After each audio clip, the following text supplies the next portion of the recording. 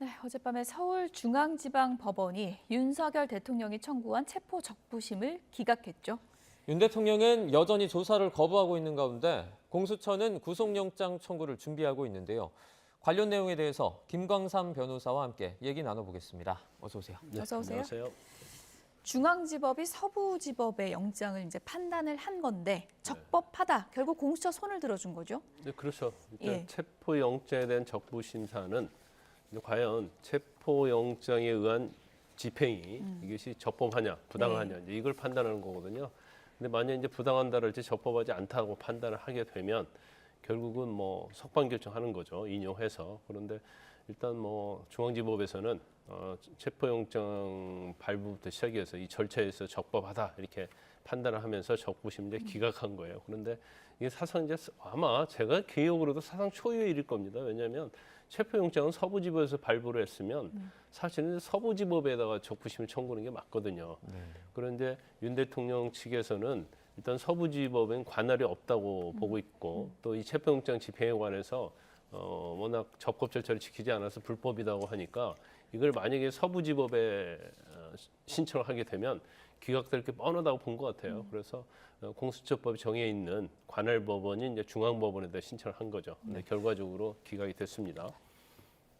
예, 윤 대통령은 사실 영장 관련해 가지고 뭐 절차 관련 문제 제기를 계속 해오지 않았습니까? 계속 서울중앙지법에 해야 된다 이렇게 주장을 해왔는데 중앙지법에서 체포 적부심 기각을 하면서 이제 절차 관련된 문제 제기를 하기에는 조금 힘이 빠지는 모양새가 된 것 같아요. 일단 뭐 기각이 됐기 때문에 일단 법원에서 받아들여진 게 아니잖아요. 네. 이게 정말 불법적인 체포영장이고 절차에 문제가 있다고 하면 뭐 담당 판사가 이걸 적부심을 받아들여져서 이제 석방이 됐겠죠. 그렇지만 이제 그렇지 않기 때문에 일단 뭐 대통령 입장에서는 이제 할 수 있는 건 다 해보겠다 그런 취지인 것 같아요. 네. 그래서 이제 추후에도 아마 공수처에서 계속적으로 구속영장이랄지 이런 것들 청구하고 절차를 진행하면 그 절차마다 피의자로서 할 수 있는 그러한 사법적인 절차, 이 모든 것은 할 가능성이 있다 이렇게 볼 수 있는데 일단 뭐 체포영장과 관련된 적부심이 기각이 됐기 때문에 이제까지 이제 대통령 측에서 주장했던 내용들, 특히 이제 공수처는 수사 권한이 없고 관할은 중앙지법인데 서부지법에다 영장을 청구해서 받았다. 이제 이거에 대한 논리는 뭐 계속 가기는 쉽지 않을 거지만 아직 뭐 정식 구속영장이 청구돼서 발부된 게 아니잖아요. 네. 그러면 또 이걸 다툴 수 있는 여지가 재판이든 뭐 영장 단계이든 뭐 앞으로도 계속적으로 그 부분에 대해서 아마 이의를 제기할 가능성이 크다 이렇게 봅니다. 네. 윤 대통령 측에서는 그래도 이제 공수처에 대한 이제 문제 제기를 멈추지 않고 있는 그런 모양새인 것 같습니다. 오동훈 차장하고 우종숙 수본부장 고발했잖아요. 내란 혐의로 고발했다는데 이게 어떤 내용 때문에 그런 거예요? 예, 아마 그런 것 같아요. 이제 대통령 측에서는 국수본하고 이제 공수처의 체포집행 영장 자체가 예. 이제 불법인데 예. 불법인 영장을 들고 와서 어떻게 보면 대통령 관저 자체는 군사보호구역이고 비밀구역이잖아요. 네. 그럼 여기에 들어오려면 이제 승인을 받아야 하거든요. 예. 근데 그런 승인도 거치지 않았다는 것이고, 그다음에 들어와서도 사실은 들어올 권한이 없다는 거야. 근데 이걸 뭐 경찰과 함께 예. 어떻게 보면 물리력으로 이걸 진압을 하고 들어온 것이란 말이에요. 결과적으로. 예. 그러면 대통령도 국가기관인데 이제 내란죄는 이제 국헌문란 목적이 있어야 하잖아요. 그리고 체포영장을 불법적으로 집행하면서 대통령이라는 국가기관에 뭐 와서 예. 제압을 해서 불법적인 체포영장을 집행하고 갔으니까 뭐 아마 물리력, 뭐 경찰이 집행하고 그런 것도 폭동으로 보는 것 같습니다. 예. 그래서 이제 이것도 내란죄에 해당이 된다 해서 고발했는데 뭐 저 내용 자체는 뭐 아마 정치적인 예. 그런 의도가 있다고 보고 뭐 이건 내란죄 해당이 되지 않겠죠. 실제로 뭐 왜냐면 오동훈 처장에 대한 조사로 이어지거나 그럴 가능성은 없다고 보시는 거군요. 제가 볼 땐 거기까지 가지는 않을 거예요. 예. 이제 명백하게 내란죄 해당하냐 해당되지 않느냐는 이제 고발장하고 그 당시 상황을 딱 보고 예. 또 체포영장이 지금 아직까지는 법에서 불법이라는 내용이 나오지 않았거든요. 그러니까 뭐 그냥 각하할 수도 있고 아니면 이제 형식적인 조사를 하고 불송치할 수도 있고 그렇다고 봅니다. 예. 윤 대통령이 오늘 오전에 또 공수처의 소환 요구에도 응하지 않았습니다. 계속해서 조사를 거부하고 있는데 어떤 전략을 가지고 계속 이런 일단 방법을 공수처에 대해서 이제 수사 권한이 없다고 그렇게 예. 보는 거 아니겠습니까? 네. 그렇기 때문에 본인이 가서 거기 응할 필요가 없다는 거고 근데 체포영장이 집행이 돼서 갔을 때는 가고 싶어 간 게 아니고 어쩔 수 없이 간 거잖아요. 그러면 거기에서 진술을 한다랄지 공수처 소환에 응하게 되면 공수처의 수사 권한을 인정하는 그런 모양새가 되거든요. 네. 그런 걸 보이지 않겠다는 거예요. 그래서 지금 내란죄 관련해서는 제가 볼 때는 기소해서 재판이 끝날 때까지 예. 공수처에는 수사 권한이 없고 자신을 체포한 체포영장 자체는 불법이다. 이걸 이제 계속대로 견제할 가능성이 크다 이렇게 봅니다. 그래서 체포영장에 의해서 공수처에 호송된 이후에도 출석한 이후에도 본인이 하고 싶은 얘기, 비상계엄은 정당했다, 국가를 위한 것이다. 이제 한마디 하고 예. 그다음부터는 인정신문이라고 해서 이름, 주소 이런 얘기도 전혀 안 했다고 하잖아요. 예. 그러니까 공수처 자체를 수사기관으로 인정하지 않는 거죠. 그렇기 때문에 사실 첫날 서울 구치소로 갔잖아요. 다음날 10시까지 나오라고 했는데 몸이 불편해서 못 나간다 했고 예. 또 2시에도 또 응하지 않았고 앞으로도 공수처의 수사에 대해서는 제가 볼 때는 응하지 않을 가능성이 크다 이렇게 봅니다. 체포 시한이 밤 9시인데 네. 일단 윤석열 대통령이 이제 조사에 불응하고 있는 상황이고 공수처에서도 강제로 조사 임하게 하지는 않겠다 이런 입장을 밝힌 상황이어서 밤 9시까지 안 기다리고 그 전에 영장 청구할 가능성도 높다고 보십니까? 아마 지금 영장을 작성하고 있을 겁니다. 예. 예, 그래서 원래 체포영장을 발부로 받고 집행을 할 때는 이제 영장 청구를 전제로 하는 거거든요. 그래서 대통령이 더군다나 첫날부터 묵비권 행사했고, 예.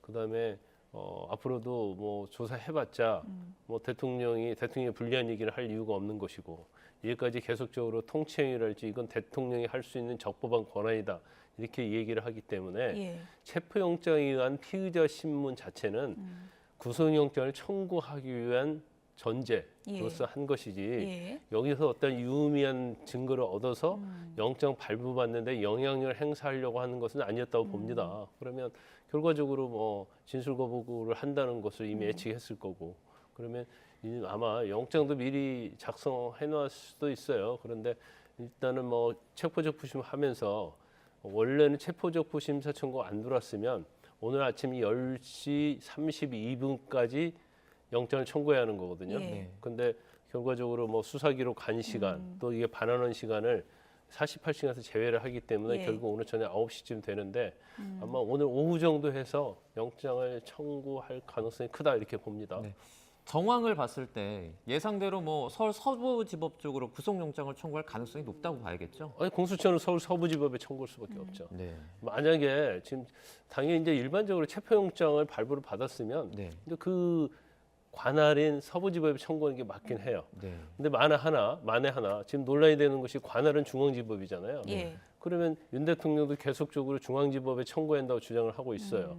그런데 체포영장은 서부지법에서 청구하고 또 구속영장은 중앙지법에 청구하면 이전에 했던 체포영장이 어떻게 보면 잘못됐다, 관할 위반을 했다, 아니면 정당한 근거가 없다 예. 이런 걸 시인하는 꼴이 될 수 있는 거죠. 그래서 공수처 입장에서는 예. 당연히 서울지방법원에 청구할 수밖에 없을 것이다 이렇게 봅니다. 체포 시한은 이제 오늘 밤 9시까지인 거고 영장 청구가 그 전에 이뤄지면 구속 여부가 확정될 때까지는 그대로 구치소에 거기에 구금이 돼 있는 건가요? 그렇죠. 일단 예. 영장을 청구하면 예. 이 체포 구금 기간인 48시간 제한은 받지 않습니다. 그래서 법원에서 영장 발부 여부가 결정될 때까지는 예.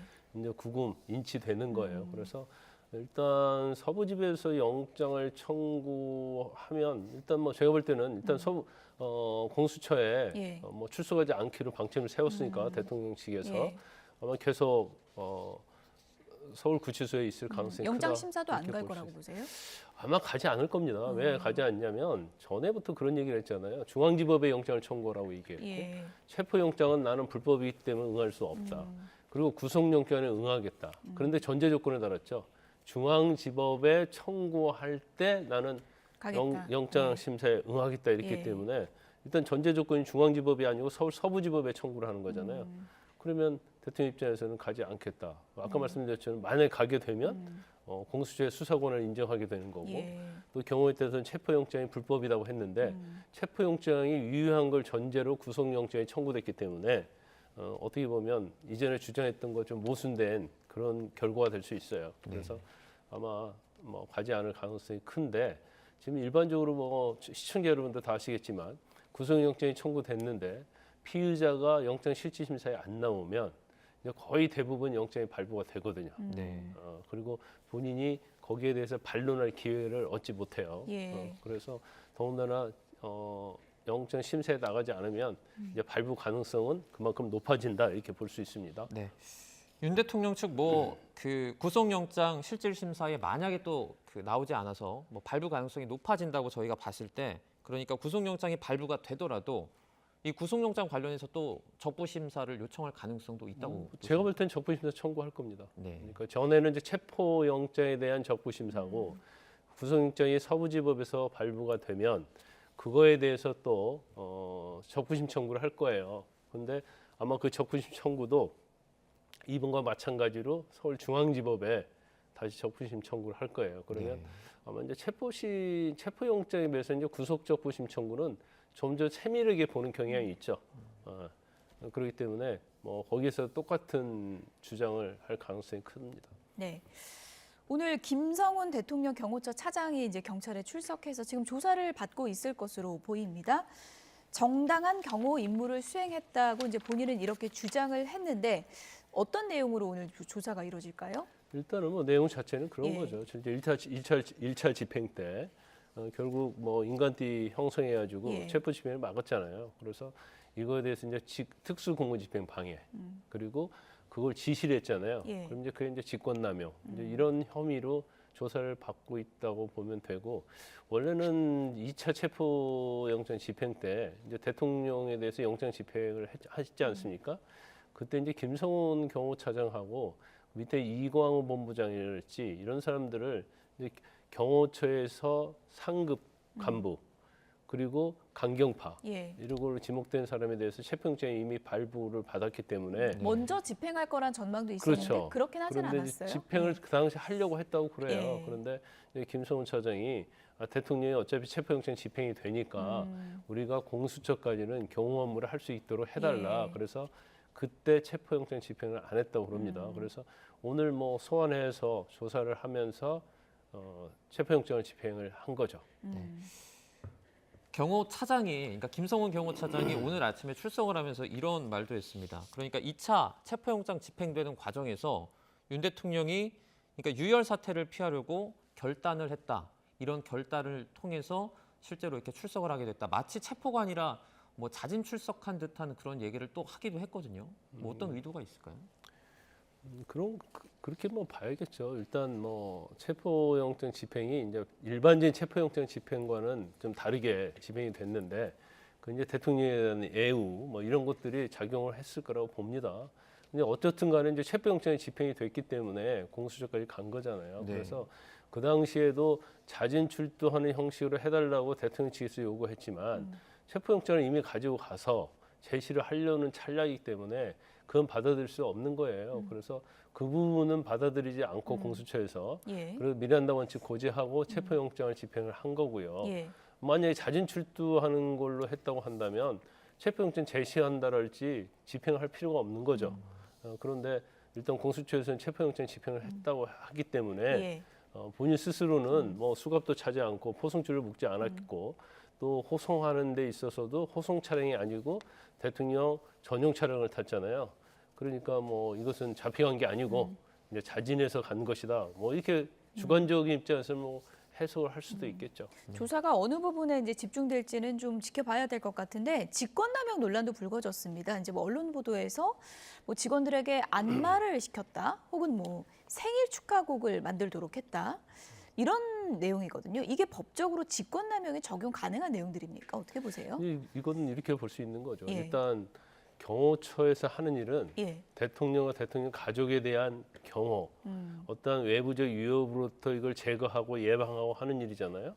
그런데 저 뭐 헌정 노래, 그러니까 뭐 윤석열 대통령은 하늘이 내려주신 뭐 대통령이랄지 예. 이런 노래 자체를 뭐 제작을 했다는 거 아닙니까? 예. 근데 이게 경호처 업무는 아니에요.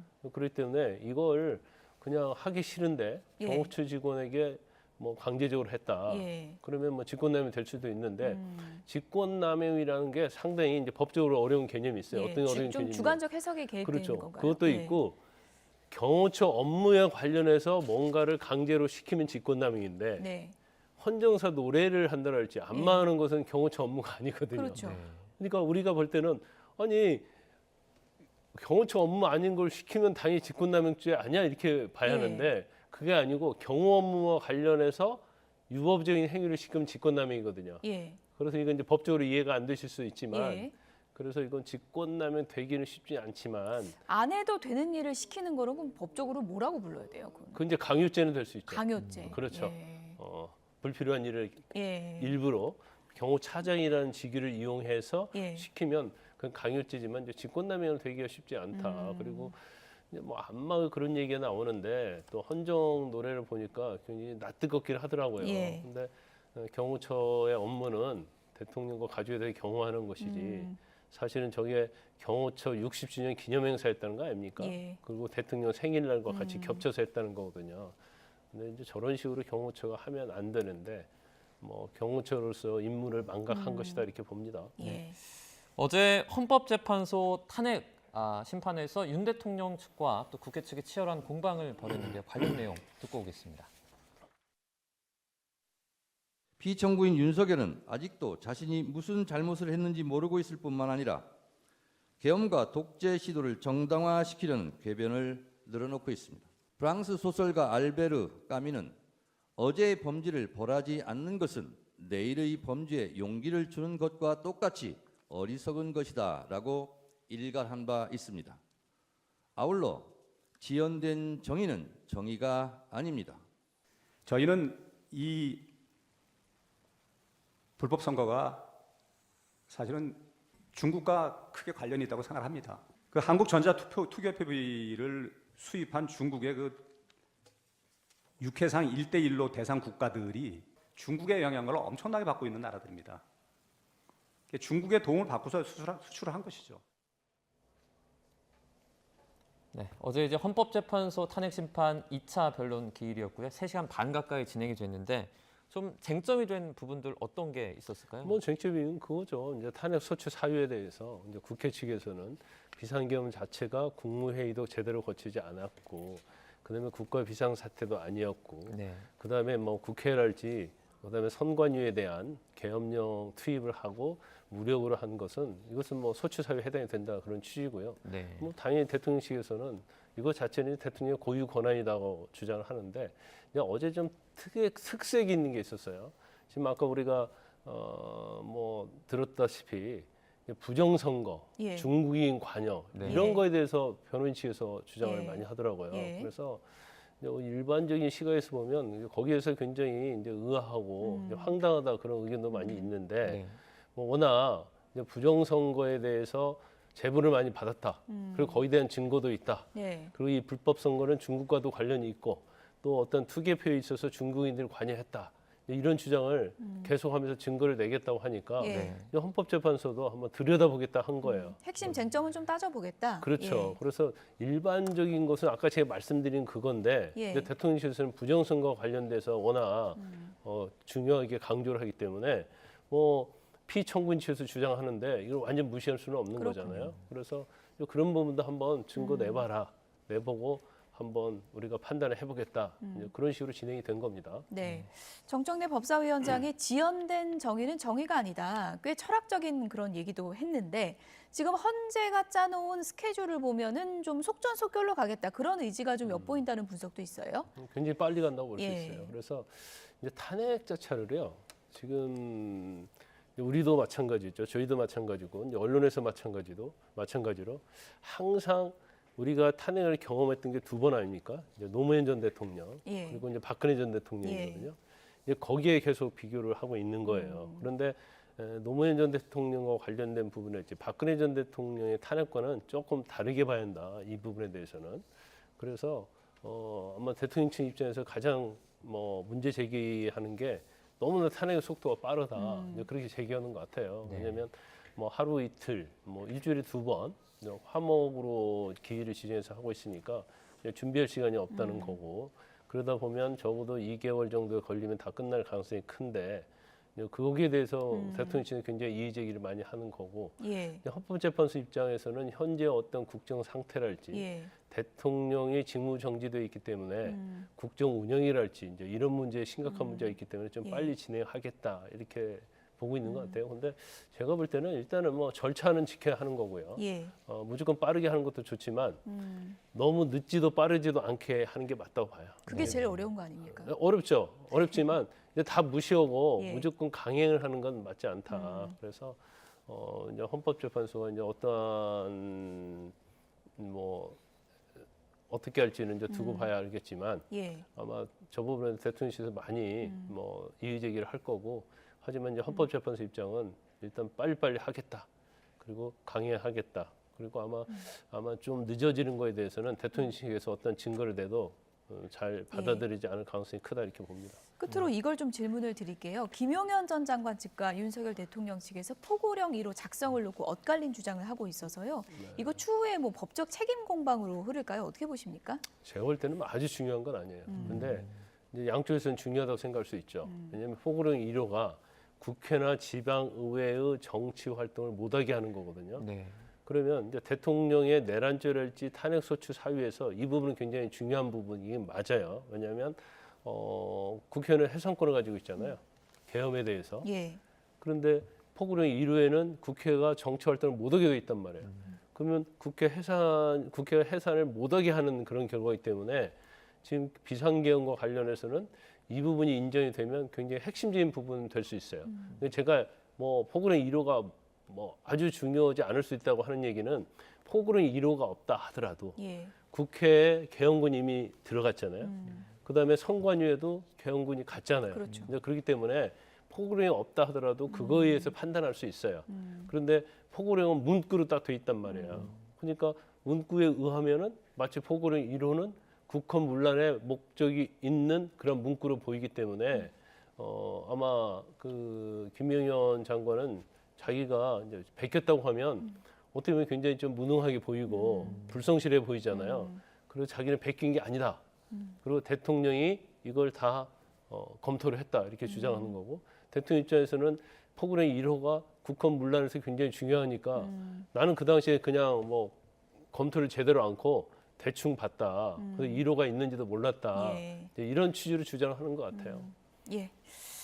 법적인 내용 앞으로 이제 뭐 헌재 심리나 또 이제 뭐 각 피의자들이 이제 기소가 될 경우 이제 법정에서 이제 다퉈질 내용 같은데요. 오늘 또 구속영장 청구가 언제쯤 이뤄질지도 지켜보겠습니다. 지금까지 김광삼 변호사였습니다. 고맙습니다.